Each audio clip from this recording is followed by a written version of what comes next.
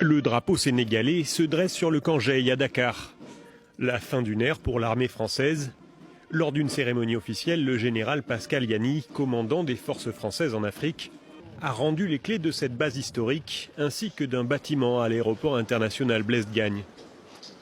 Les éléments français du Sénégal avaient entamé leur retrait depuis le mois de mars et tournent la page d'une histoire qui remonte à l'indépendance en 1960, même si la présence française s'était progressivement réduite et transformée.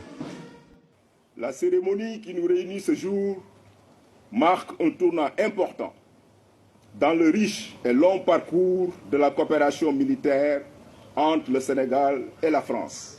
Fin 2024, le président sénégalais Bassirou Diomaye Faye, actant la rupture avec ses prédécesseurs, avait exigé le retrait des Français.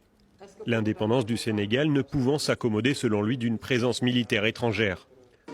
Ce sont donc 350 militaires chargés principalement de formation et de coopération qui quittent le pays ainsi que leurs familles. Les EFS avaient succédé en 2011-2012 aux forces françaises du Cap-Vert qui, elles, avaient une capacité offensive et étaient installées depuis 1974. La présence de l'armée française en plein cœur de Dakar, dans le Kangei, un village militaire équipé de supérettes, pavillons et terrains de rugby sur 5 hectares, suscitait la critique d'une grande partie des Sénégalais. Avec la fermeture de sa dernière base en Afrique de l'Ouest, l'armée française voit donc sa présence considérablement réduite en Afrique en l'espace de quelques années.